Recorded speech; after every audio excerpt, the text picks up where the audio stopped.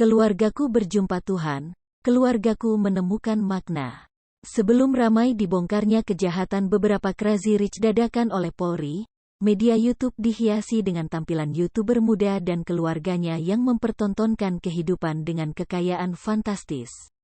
Melalui video-video itu terlihat keluarga-keluarga muda menampilkan glamornya pakaian, aksesoris mahal, rumah mewah, pesta di restoran serba luks, liburan ke berbagai negara dan foto-foto yang menampakkan kemesraan pasangan suami istri.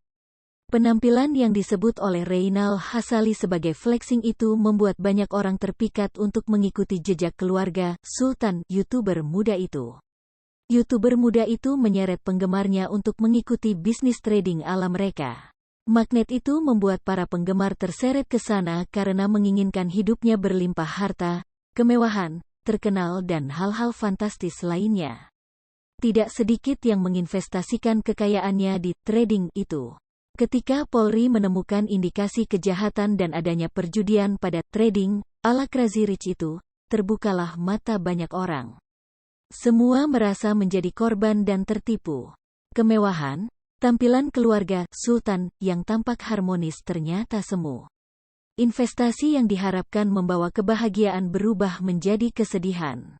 Peristiwa serupa sebenarnya telah banyak terjadi di tahun-tahun sebelumnya. Namun masih saja berulang kembali.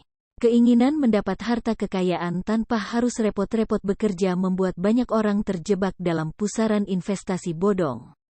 Bayangan keluarga bahagia seperti yang terpampang di media sosial para selebritas menjebak keluarga-keluarga terpana pada harta benda itu.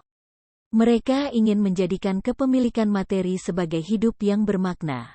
Akibatnya ketika materi tidak diperoleh, kebermaknaan hidup hilang dan kebahagiaan pun tiada.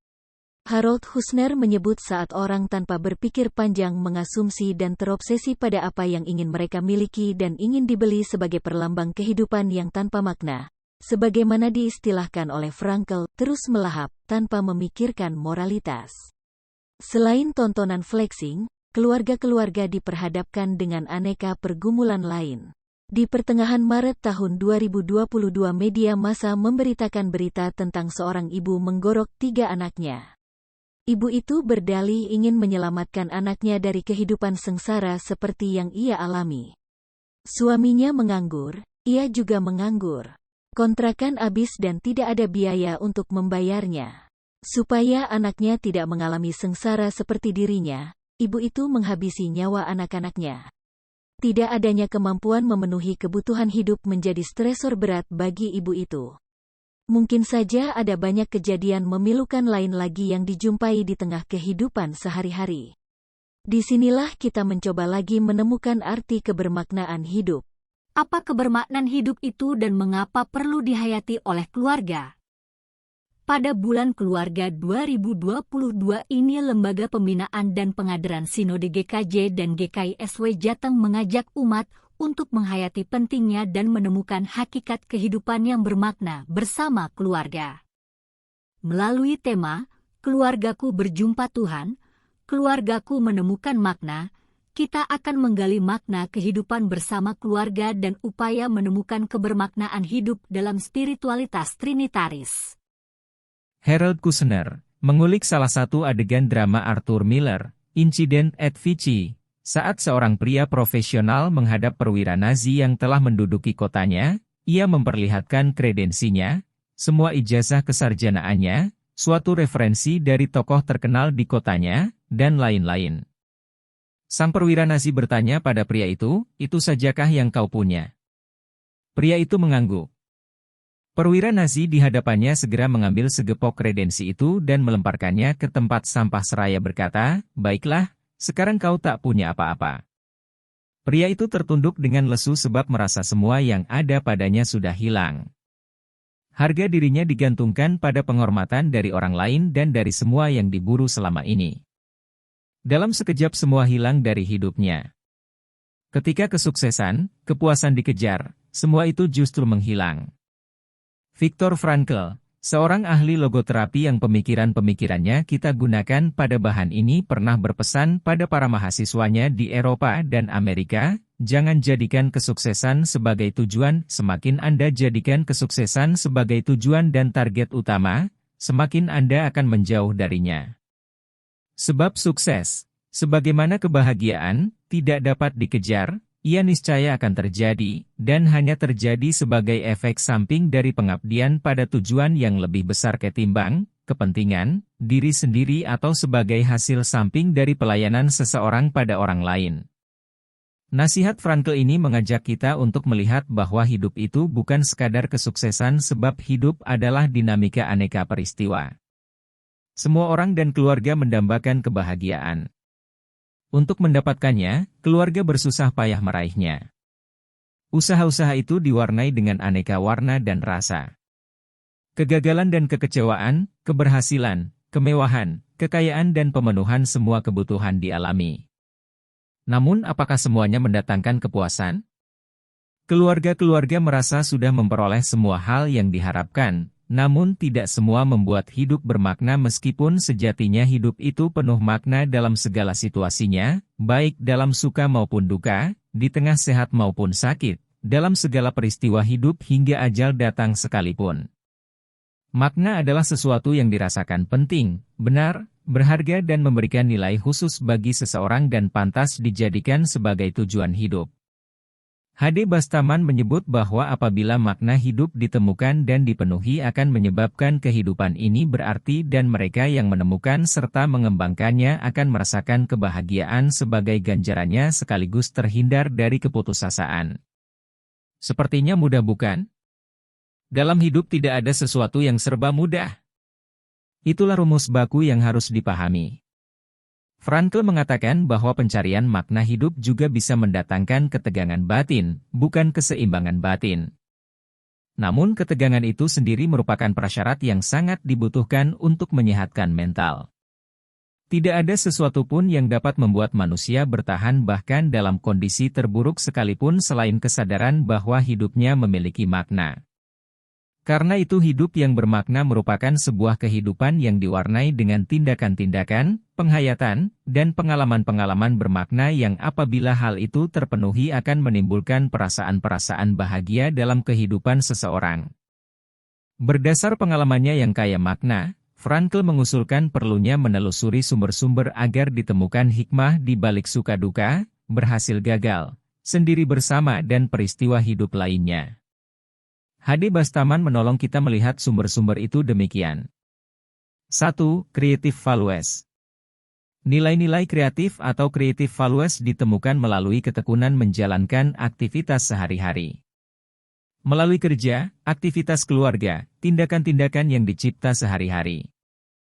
Melalui karya sehari-hari kita dapat menemukan arti hidup dan menghayatinya sebagai sebuah hal penting, benar, berharga dan memiliki tujuan. Hal penting yang perlu dicatat adalah, makna hidup itu bukanlah pada aktivitas atau pekerjaan itu sendiri melainkan bergantung pada sikap positif, rasa cinta pada semua aktivitas serta cara melakukan aktivitas yang mencerminkan rasa cinta terhadap semua aktivitas itu. 2. Experiential Values.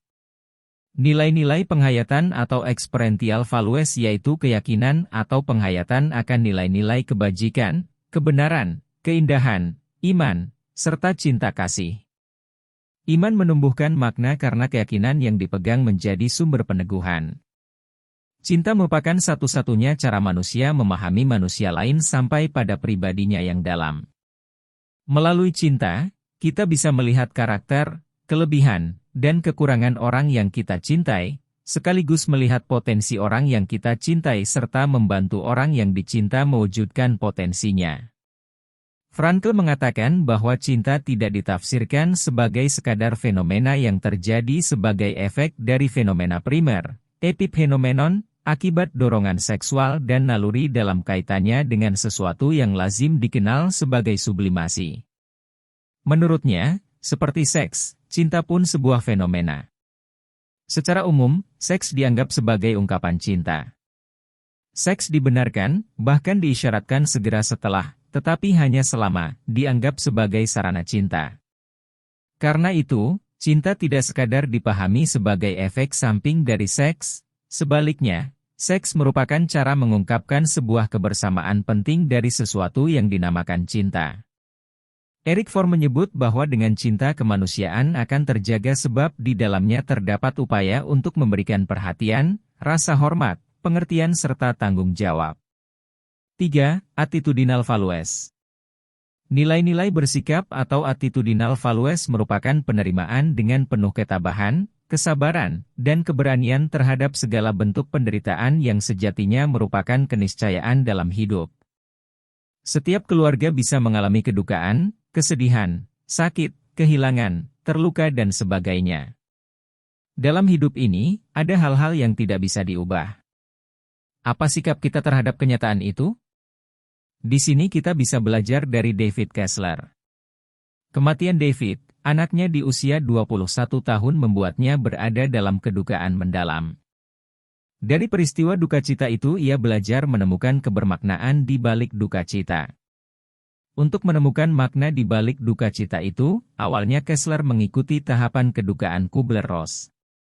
Ia sangat menghargai tahapan-tahapan itu dan selanjutnya ia menemukan ada tahapan keenam setelah denial, penyangkalan, anger, amarah, bargaining, tawar-menawar, depresi, acceptance, penerimaan, yaitu kebermaknaan.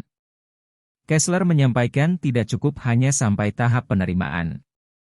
Harus ada sesuatu yang lebih, yaitu menemukan makna. Melalui kutipan yang pernah dibawakannya di sebuah ceramah, dalam hidup ini, kedukaan adalah pilihan. Kebermaknaan merupakan cara yang dipilihnya untuk menjadi saksi atas anugerah yang dialami. Kebermaknaan adalah apa yang telah diusahakannya untuk mencegah orang lain meninggal akibat hal yang sama seperti David. Kessler telah mendampingi David berjuang lepas dari ketergantungan pada narkoba. Kebermaknaan adalah refleksi cinta kasih yang dimiliki oleh setiap orang terhadap mereka yang telah pergi. Setiap situasi memiliki makna yang tersirat di dalamnya. Dibutuhkan hati yang siap untuk menghayati siratan itu dengan hidup berpengharapan. Pengharapan merupakan sebuah keyakinan akan terjadinya hal-hal baik atas perubahan yang lebih baik di kemudian hari. Sekalipun dalam harapan belum ada hal yang dilihat, namun bagi keluarga yang memiliki pengharapan, mereka akan menemukan solusi, optimisme, serta kemungkinan-kemungkinan lain di dalam hidup. Spiritualitas kebermaknaan. Hidup dalam pengharapan dihayati oleh pemazmur melalui puji-pujian sebagaimana ditulis dalam Mazmur 105. Melalui puji-pujian itu pemazmur menghayati cara Allah menyatakan cinta bagi umatnya. Para penafsir menyebut bahwa Mazmur ini merupakan Mazmur sejarah sebagaimana Mazmur 78 dan 106. Dimungkinkan Mazmur ini berasal dari periode sesudah pembuangan. Di masa pembuangan, umat mencoba mencari makna hidup agar mereka bertahan di tengah situasi sulit. Pasca pembuangan, pencarian makna hidup juga tetap ada. Di sini pemazmur mengajak jamaah melihat hidup dalam 3 perspektif. Perspektif pertama adalah ingatan pada masa lalu, masa di mana segala ingatan tentang masa lalu dilihat sebagai pengalaman hidup bersama Allah. Kedua, hidup di masa kini, masa pemazmur merayakan kasih setia Allah atas perjalanan hidupnya. Ketiga, harapan di masa mendatang yang membuat pemazmur berpegang teguh pada janji penyertaan Allah. Mazmur 105 ayat 4 merupakan bagian dari Mazmur 10 ayat 1-6. Dalam pujian ini, pemazmur mengajak jamaah menemui, mencari dan mengingat Tuhan.